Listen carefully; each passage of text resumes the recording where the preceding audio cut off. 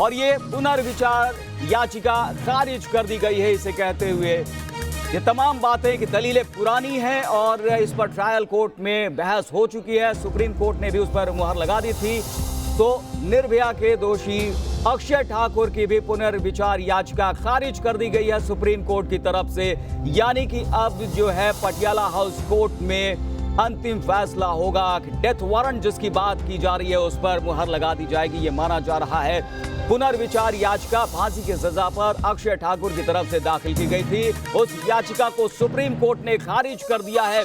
30 minute से भी ज्यादा वक्त दिया था दोषी के वकील की बातों को सुनने के लिए और उसके बाद जो है फैसला सुरक्षित रख लिया था। और अब जो फैसला आया है, दोषी अक्षय की पुनर्विचार याचिका खारिज कर दी गई है। जिस तरह से ये माना जा रहा था कि इस याचिका को खारिज कर दिया जाएगा, अंतिम कोशिश हुई थी अक्षय ठाकुर की तरफ से, दोषी की तरफ से।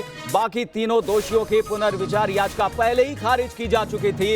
ये अंतिम दोषी अक्षय ठाकुर, इसने भी कानूनी दांवपेच का सहारा लेने की कोशिश की, लेकिन उसके मंसूबों पर पानी फिर गया और पुनर्विचार याचिका को सुप्रीम कोर्ट ने खारिज कर दिया है। इस वक्त की सबसे बड़ी खबर हम आपको बता रहे हैं। सुप्रीम कोर्ट ने अक्षय की याचिका खारिज की और उसके वकील ने जो दलीलें पेश की उसके बारे में सुप्रीम कोर्ट ने कहा कि ये दलीलें पुरानी हैं, इस पर पहले ही बहस हो चुकी है और इसमें कुछ भी नयापन नहीं है। ये कहते हुए पुनर्विचार याचिका को खारिज कर दिया। अरविंद सिंह हमारे संवाददाता लगातार नजर इस पर बनाए हुए हैं, हमारे साथ जुड़ गए हैं। अरविंद, जिस तरह से उम्मीद की जा रही थी सुप्रीम कोर्ट ने वही फैसला सुनाया है, पुनर्विचार याचिका को खारिज कर दिया है और कौन कौन सी बातें कही है सुप्रीम कोर्ट ने?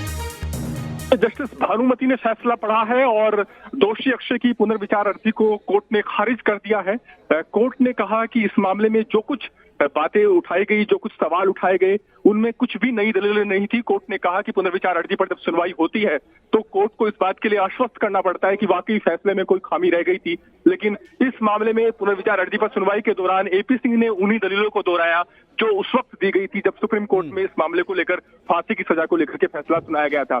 कोर्ट ने दूसरी महत्वपूर्ण बात की, वो ये कहा कि इस मामले में जांच को लेकर के, जांच के तरीके को लेकर के जो सवाल उठाए गए, ये सारी बातें पहले ट्रायल कोर्ट, उसके बाद हाई कोर्ट जज और उसके बाद सुप्रीम कोर्ट के जजों ने उन सब चीजों पर गौर किया था और सभी ने इन सभी बातों पर गौर करने के बाद ये फैसला दिया था कि इस मामले में फांसी की सजा मुकर्रर होनी चाहिए।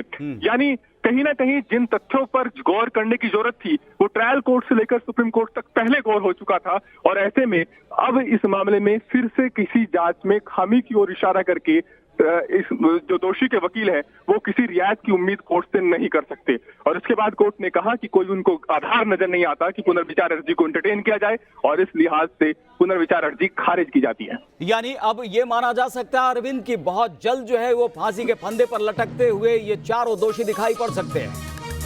हाँ, बिल्कुल। हालांकि क्यूरेटिव पिटीशन दाखिल करने का विकल्प इस मामले में जो दोषी हैं उनके पास बचता है। दोपहर 2 बजे ट्रायल कोर्ट में इस मामले को लेकर के सुनवाई हो रही है और वहां पर कोर्ट को यह तय करना है निचली अदालत को कि क्या अभी डेथ वारंट जारी किया जा सकता है या नहीं किया जा सकता।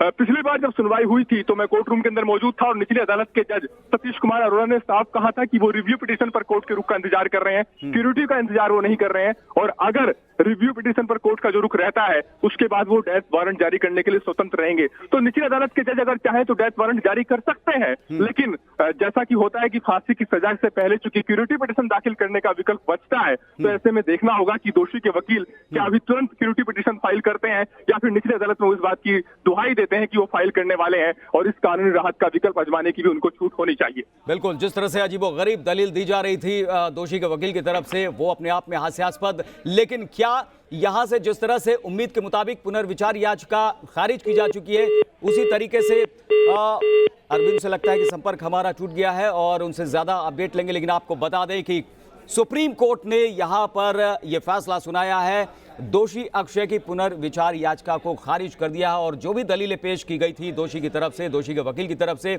उस पर सुप्रीम कोर्ट का कहना था कि ये तमाम जो दलीलें हैं वो पहले पेश की जा चुकी हैं और इसमें कुछ भी नयापन नहीं है, इसमें कोई भी आधार नहीं है।